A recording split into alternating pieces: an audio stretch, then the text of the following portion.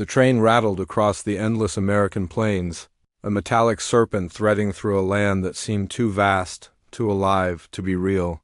Inside the dimly lit cars, Luftwaffe crews sat in uneasy silence, the sharp lines of their uniforms, a contrast to the loose, restless Americans passing by at distant stations.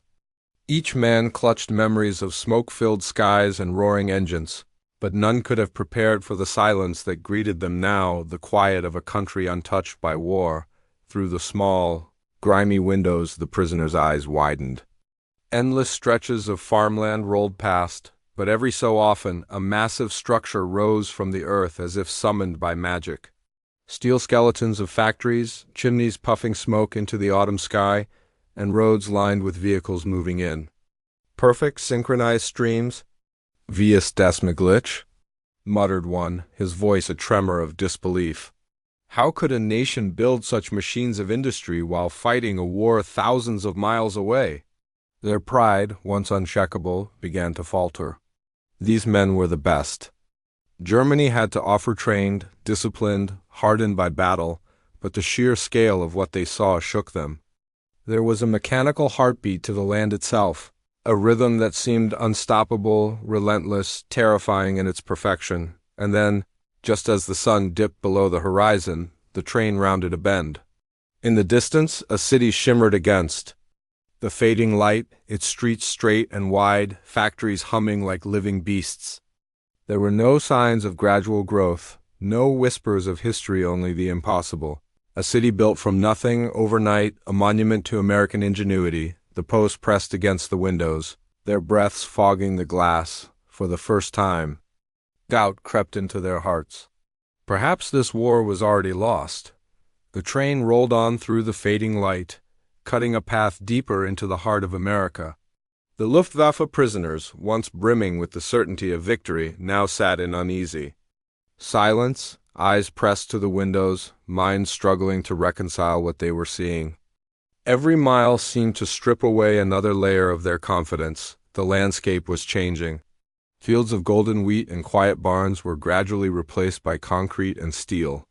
Smoke curled from enormous chimneys, thick and white, into a sky tinged with the fading glow of dusk. Roads teemed with vehicles, trucks, cars, and buses moving in perfect coordination, as if guided by some unseen hand. Workers in overalls moved with purposeful energy, welding, hammering, and inspecting, their faces illuminated by the harsh light of enormous windows and the occasional flash of molten metal. One prisoner whispered, almost to himself, "This isn't a town, it's a machine." Inside the train, conversations were hushed but charged with disbelief. Carl, a pilot with a scarred cheek and a tight jaw, broke the silence. "How can they build all this so fast?" he asked. His words hung in the air, unanswered. Each man's gaze darted from the window to the other, searching for reassurance, for some shared certainty. None found it. Meanwhile, American engineers and assembly line supervisors hustled across newly paved streets, their clipboards and tools in hand. They paused only briefly to watch the train pass, aware of the prisoners inside but unmoved by their presence. To them, this was routine, the rhythm of production, the heartbeat of a nation mobilized. The trains brought posts, yes, but also materials, engines, and components that fed the insatiable appetite of Willow Run. As the train slowed near the outskirts of the city, the prisoners could see it in full, a sprawling complex of factories, dormitories, and administrative buildings stretching as far as the eye could reach. The streets were wide, perfectly laid out, as if planned for some monumental purpose. Steam rose from countless vents, mingling with the smoke from the chimneys. The hum of machines was audible even from the train, a low, relentless drone that seemed to pulse with life. The posts pressed their faces against the glass. Each man's mind raced, trying to comprehend the impossible. It can't be real," muttered Franz, his hands trembling. A city built overnight, for war? The thought gnawed at them. Back in Germany, factories took years, sometimes decades, to reach such scale. Here, entire blocks had risen from the earth in months, every machine, every worker, every street perfectly in place. Hints of what lay inside the factories began to emerge. Wings stacked on trolleys, fuselages under construction, engines waiting to roar to life. The prisoners caught glimpses of the B-24 bombers, the four-engine giants that had terrorized Europe, from the sky being assembled piece by piece with meticulous precision. The enormity of it struck them like a hammer blow. If Germany had struggled to build hundreds of planes in months, this city was producing them by the hour. A nervous laughter broke out among a few, but it was hollow, tinged with fear. Each man sensed the inevitable before it had even been spelled out. Willow Run was more than a factory. It was a declaration, a monument to American industrial might. And the question that echoed in every prisoner's mind was simple, terrifying. If they could build this in weeks, in a time when the world burned, then what chance did Germany really have? The train began to slow as it entered the heart of Willow Run. Smoke, steel, and the hum of countless machines filled the air. The prisoners pressed closer to the windows, a mix of awe and dread reflected in their eyes. Somewhere deep inside, pride began to give way to something else, something heavier, a creeping certainty that the war they had fought so fiercely might already be slipping from their grasp. The massive gates of Willow Run yawned open as the prisoners were marched inside under the watchful eyes of armed guards. Beyond the gate stretched a labyrinth of steel and concrete, a cavernous expanse alive with motion. Smoke and steam curled into the pale morning sky, and the low hum of machinery vibrated through the ground, shaking the very solace of the pauses. Boots. Their first step into the plant was overwhelming. Towering presses clanged in precise rhythm, echoing like the heartbeat of some colossal beast. Conveyor belts snaked through the factory floor, carrying wings, fuselages, and engines as if by magic. Sparks flew from welding torches, lighting the scene in bursts of fiery orange against the gray steel.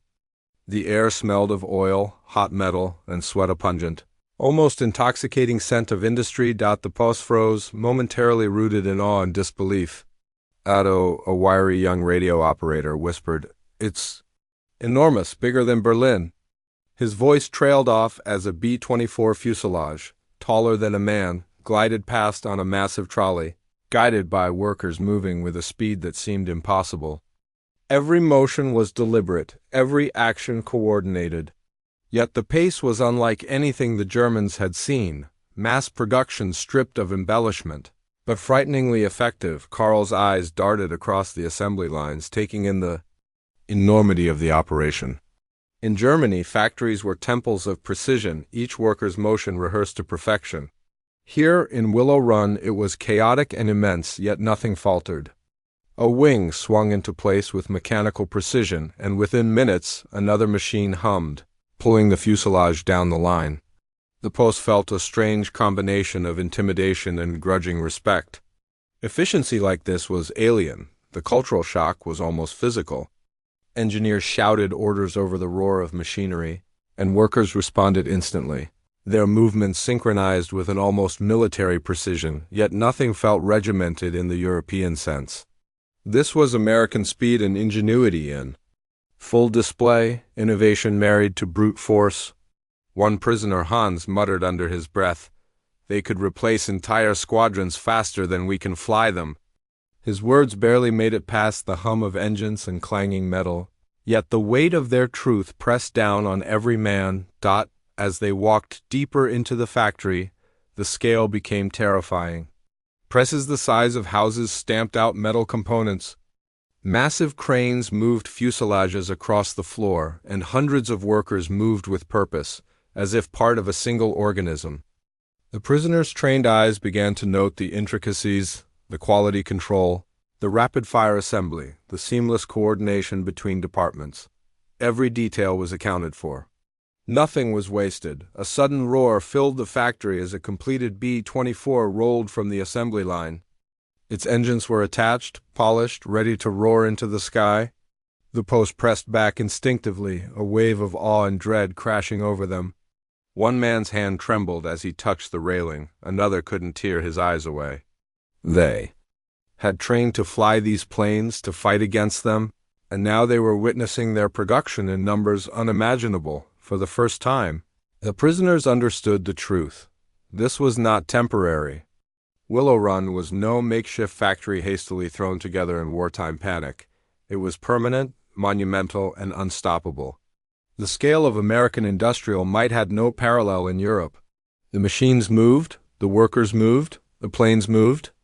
The men could do nothing but watch. Silence fell among them, heavier than the clanging of metal around them. Pride, confidence, even arrogance all had begun to erode. They had been trained to believe in Germany's supremacy, yet here, in the heart of Michigan, they confronted a reality far greater than they had imagined. As the POWs were led further along the assembly lines, each step echoed with a new understanding. The war was not just fought in the skies, in tanks, or on the front lines. It was fought here, in places like Willow Run, where human ingenuity and industrial might merged into something almost mythic. And in that realization, a quiet, creeping fear took root, one that would not leave them until the end of the war. The massive gates of Willow Run swung open, revealing a world the prisoners had never imagined. Beyond the perimeter fences stretched a sprawling city of steel and concrete, humming with relentless energy. Chimneys belched smoke into the pale morning sky, and the distant roar of machinery vibrated through the earth, shaking the prisoners' boots as if the land itself were alive. Inside the factory, the posts were swallowed by a cavernous expanse that seemed endless. Towering presses clanged in a deafening rhythm, sparks flying from welding torches like fireflies caught in a storm. Conveyor belts snaked through the factory floor, carrying fuselages, wings, and engines as if guided by some unseen hand. The air smelled of hot metal, oil, and sweat, a pungent, almost intoxicating perfume of industrial might. The men froze. Otto, the wiry radio operator, whispered, "It's enormous, bigger than Berlin." His voice faltered as a B-24 fuselage, taller than a man, glided past on a massive trolley, guided by workers moving with mechanical precision. Every motion had a purpose, every action executed at a speed that seemed impossible. Karl, a pilot with a scarred cheek, scanned the lines. In Germany, factories were temples of precision, every bolt, every rivet meticulously placed. Here, chaos and magnitude collided, yet nothing faltered. A wing swung into place, and within minutes, engines roared to life on another assembly line. The posts were captivated, intimidated, and despite themselves, awed by what they witnessed. The cultural shock was almost unbearable. Engineers shouted orders over the din, workers responded instantly. And yet there was no regimented uniformity, no stiff discipline of European factories.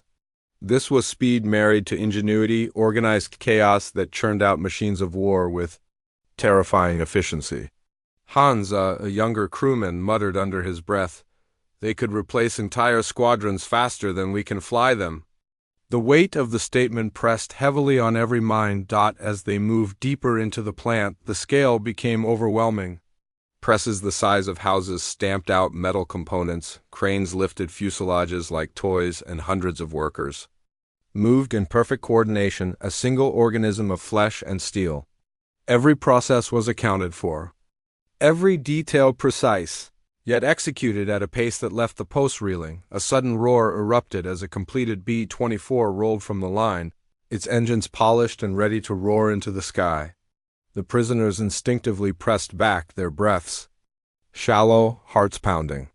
They had trained to fight these planes, to dodge them, to destroy them, but here, seeing them born in such staggering numbers, a cold dread seeped into their bones. For the first time they understood. Willow Run was not temporary.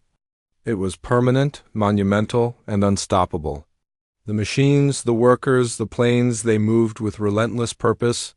Pride, confidence, arrogance, all had begun to crumble in the face of this industrial leviathan. Silence fell, heavier than the clanging of the presses. The posts exchanged glances, unspoken words passing between them. The war was no longer just in the skies or on battlefields. It was fought here, where human ingenuity and raw power converged.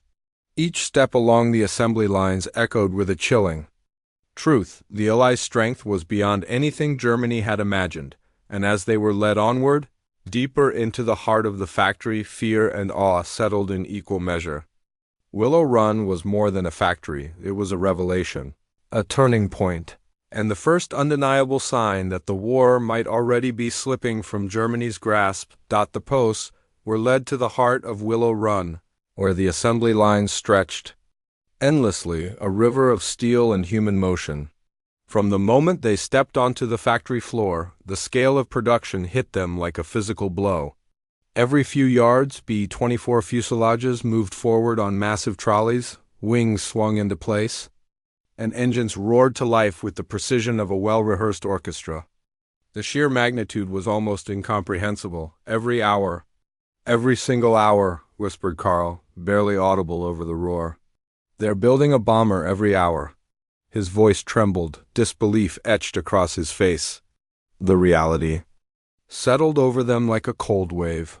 Germany's factories, even at their peak, could never match this. The pride and confidence they had carried across the Atlantic began to fracture. Thread by thread, Otto's hand shook as he traced a rivet on a fuselage, a gesture born of habit more than thought. In Germany, he had inspected aircraft like this. For years, trained to find every flaw, every imperfection. Here, he saw not flaws, but perfection executed at impossible speed. The production line was relentless, one B-24 after another, each finished with astonishing precision, ready to join. The skies above Europe. The prisoners watched as workers moved almost inhumanly fast, yet perfectly synchronized. Sparks flew from welding torches like fireworks, engines roared and coughed. And yet not a single component was out of place. A fuselage was lowered, wings attached, engines mounted, and in what felt like minutes, the skeleton of a new bomber was ready to leave the line. Another followed immediately behind. The rhythm was hypnotic, terrifying, and awe-inspiring all at once. Franz, the youngest of the crew, could not look away. His eyes darted from one station to another, heart racing, mind refusing to keep up. He swallowed hard. If this is what they can do, what hope do we have? The words were barely a whisper, yet heavy enough to linger in the air, weighing on every man's conscience. Not all reacted the same. Hans, ever stoic, folded his arms, jaw tight. Pride still lingered somewhere deep in him, stubborn and raw, yet even he could not hide the shadow of fear creeping into his eyes. Others sat silently on the benches provided for visitors, staring at the relentless machinery, their expressions a mix of awe, despair, and reluctant admiration. Each man grappled with the same dawning realization. The war was no longer fought with courage and tactics alone. It was fought with an industrial force far beyond their imagination. The hum of engines, the pounding of presses, the hiss of welding, torches, it all merged into a single overwhelming chorus. One by one, the prisoners recognized that Germany's finest squadrons, its elite pilots, and even its disciplined factories could never hope to match this output. The B-24s were everywhere, climbing into the sky like phantoms that would strike relentlessly, and each completed plane carried with it the weight of inevitable defeat. Carl's gaze fell on a worker, adjusting the tail section of a bomber with calm precision. He imagined the skies over Germany, once full of the Luftwaffe's power, now threatened by waves of these bombers, each more fearsome than the last. He clenched his fists but felt powerless, a tiny man dwarfed by the scale of American ingenuity. Otto could feel the blood drain from his face. The war he had known, the world he had been fighting to defend, suddenly seemed smaller, fragile, and doomed. Time seemed to blur as the post watched, the minutes stretching into an eternity. Sparks and smoke, engines and metal, the relentless pulse of a nation mobilized, it was almost impossible to comprehend. And yet, every completed bomber, every finished fuselage, drove the point home. Germany could not outproduce this. Not in a year, not in two. By the time the prisoners were led away from the assembly line, the weight of what they had seen had settled deep into their bones. Awe and despair wrestled within them. Some stared silently ahead, unable to speak. Others muttered words that seemed absurd even to themselves, fragments of fear and reluctant respect. Willow Run was no mere factory. It was a force, a weapon, a warning dot as the group was escorted toward the edge of the factory. Carl glanced back one last time. Another bomber had just rolled off the line, its engines already humming with deadly promise. He swallowed hard and whispered to no one in particular, This changes everything." The words hung in the air, a chilling acknowledgment of what they had witnessed, and a grim foreshadowing of the war yet to come. The prisoners walked on in silence, their minds haunted by the steady, unstoppable rhythm of Willow Run. Every step carried the realization that the world they had known, the war they had fought for, was slipping further and further from their grasp. The U.S. had created more than planes here, it had built certainty, and for the first time the post felt the cold, unavoidable weight of defeat looming on the horizon. The initial awe of Willow Run began to settle into a quiet, uneasy rhythm. Life at the POW camp adjacent to the sprawling B-24 plant was not what the men had imagined. There were no harsh barracks, no chains rattling, only orderly rows of simple buildings, kitchens emitting the smell of hearty meals, and guards who watched more with routine than malice. It was discipline, yes, but also an almost clinical civility, a stark contrast to the fearsome world the prisoners had known on European battlefields. Each day, the men awoke to the distant roar of engines and the constant hum of machinery. The sound became a strange kind of lullaby, reminding them constantly of the relentless production inside Willow Run. Some found it unbearable, a reminder of their helplessness. Others, like Otto, began to find a perverse fascination in it, studying the movements of the assembly lines, marveling at the speed and precision. The factory's pulse was inescapable, and slowly, the prisoners realized that it shaped not only the planes but their own thoughts. Their own fears and their fragile sense of pride. Interactions with American workers, however fleeting, carried an unexpected weight.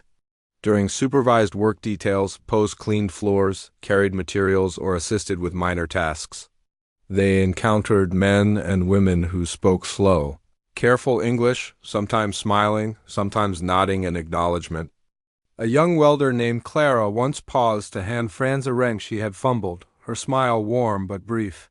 No words were exchanged, yet in that simple act, the prisoners glimpsed a humanity that seemed impossible amidst the machinery and the war. These small interactions were a revelation. The post had expected cruelty, derision, perhaps even sabotage, but instead, they saw ordinary people committed to extraordinary effort. Fathers, sons, and even teenagers labored not out of fear or coercion, but out of determination.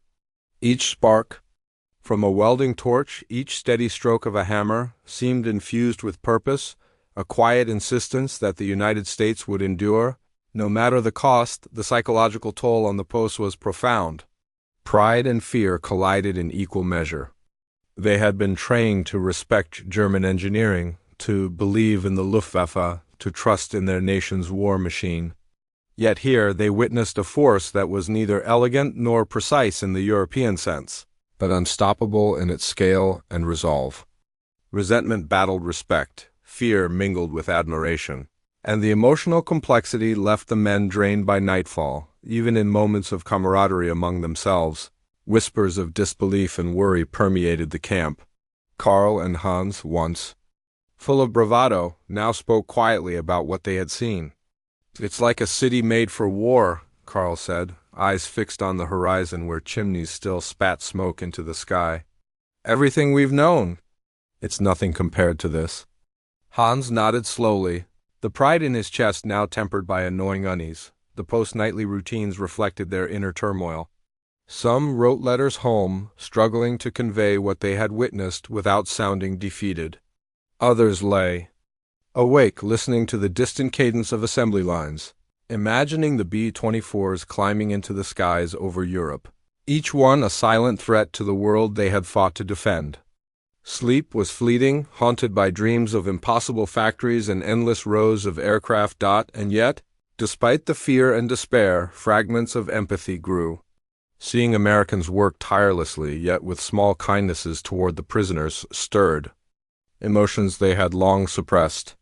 It became clear that Willow Run was not just a testament to industrial power, it was a stage where human determination, Ingenuity and ordinary courage combined to achieve the extraordinary. By the end of the week, the posts were changed. They had learned to navigate camp life, to perform menial tasks under supervision, and to absorb the scale of production without breaking under the weight of constant awe. Yet inside they carried the quiet knowledge that their war had shifted. The B-24s would keep coming, and the men who built them were not soldiers on a battlefield, but a force that could not be stopped by tactics or courage alone. As the sun dipped behind Willow Run each evening, the prisoners often paused to look toward the factory, smoke rising like a signal against the horizon. In that moment they felt the complex swirl of fear, respect, and reluctant admiration, understanding that history was being made around them and that Germany's fate might already be written. Night had fallen over Willow Run, and the camp settled into a quiet rhythm. Inside the small barracks, the Luftwaffe prisoners sat hunched over wooden desks, pens trembling in their hands as they tried to write letters home. Each man stared at the blank pages for long moments, searching for words that could capture the impossible, the enormity of what they had witnessed, the relentless power of a factory that seemed to breathe and live. Like a creature of steel, Otto dipped his pen into the inkwell and paused. How could he describe Willow Run to his parents in Munich without sounding defeated? They build planes. So many planes, he wrote finally, scratching the words carefully. But even as he wrote, he knew the letters would be read by someone miles away who would not understand the hum of machinery.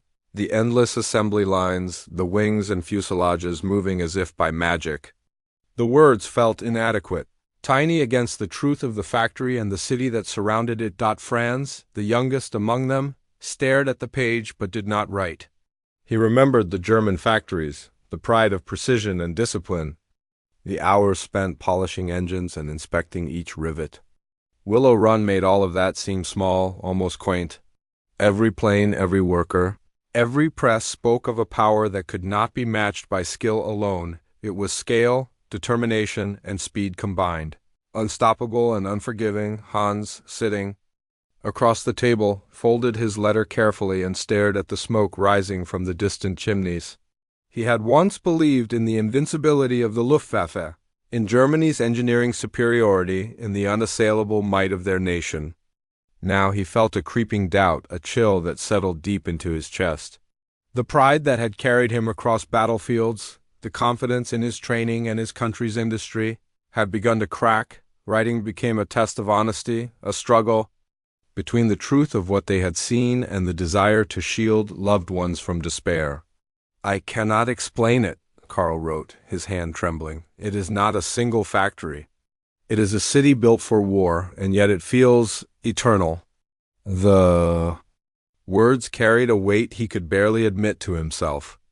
Willow Run was not temporary, not a miracle of speed alone. It was the embodiment of industrial might, a weapon in itself, and each completed B-24 was a harbinger of what Germany could not match. In the silence of the barracks, the men shared fleeting glances. Shame and fear mingled with reluctant admiration.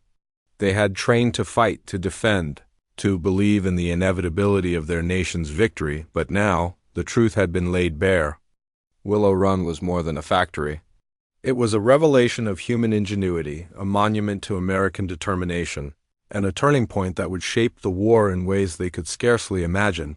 Some wrote with stoicism, carefully choosing words to maintain a sense of hope, while others let despair slip into their sentences, unable to hide the gnawing truth.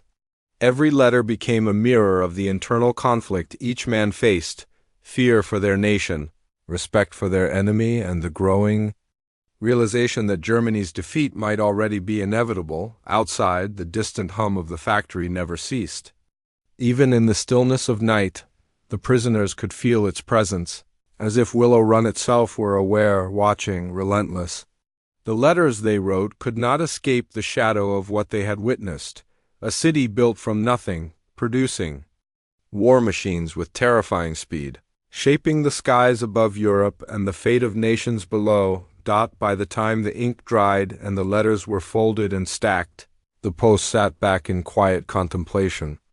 Each man carried his own private understanding of Willow Run's significance.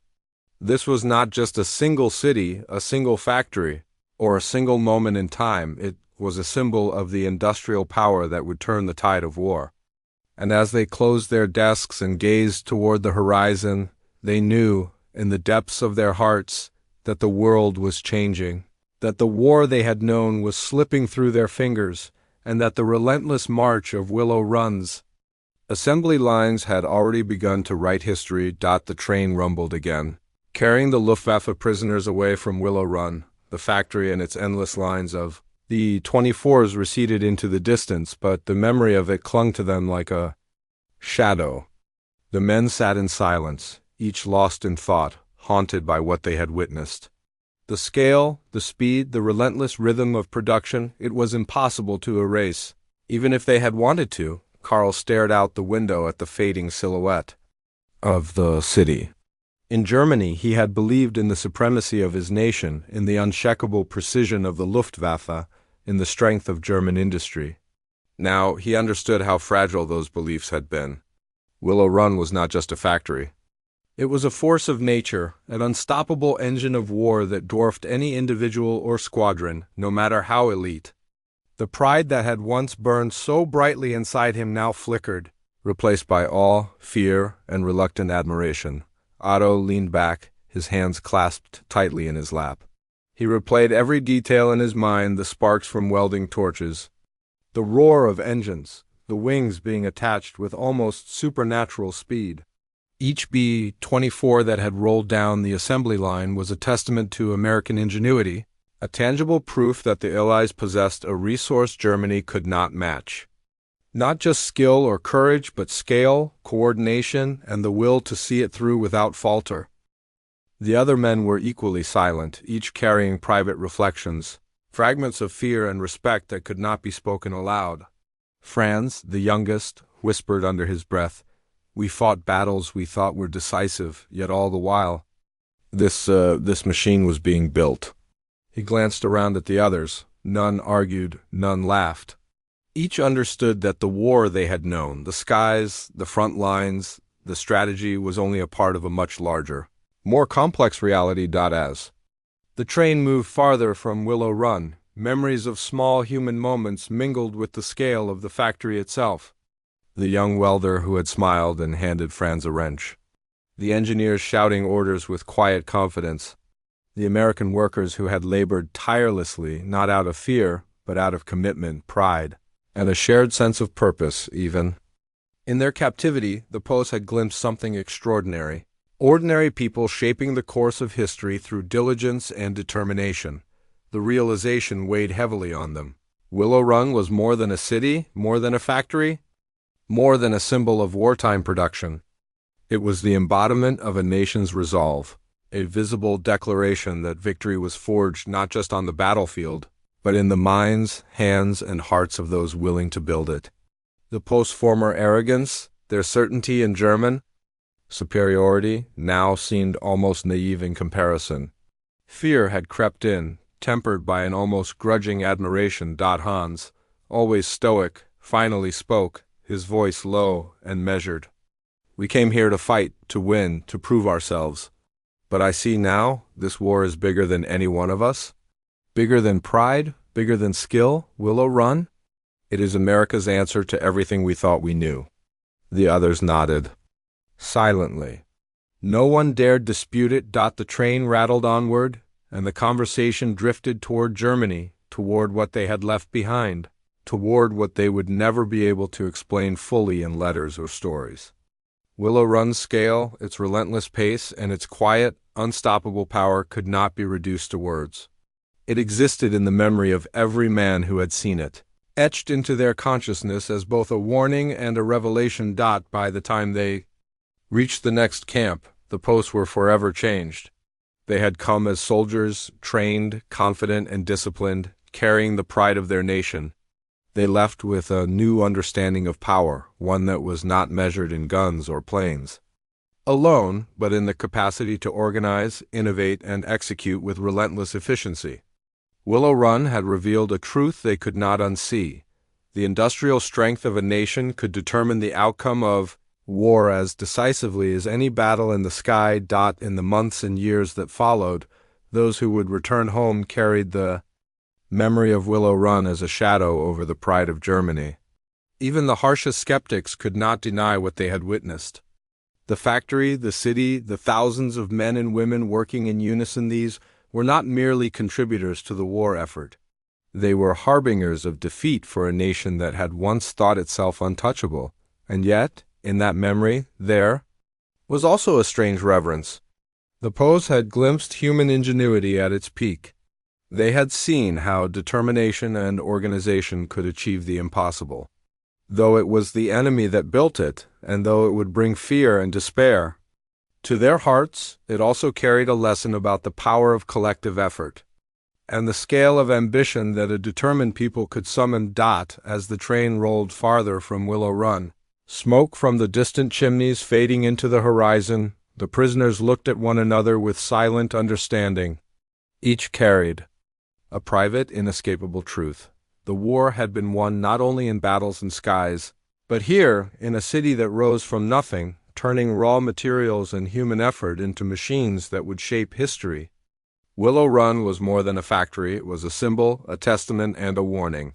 It was the place where the tide of war began to turn, where the industrial heartbeat of America demonstrated that the Axis powers could not hope to keep pace.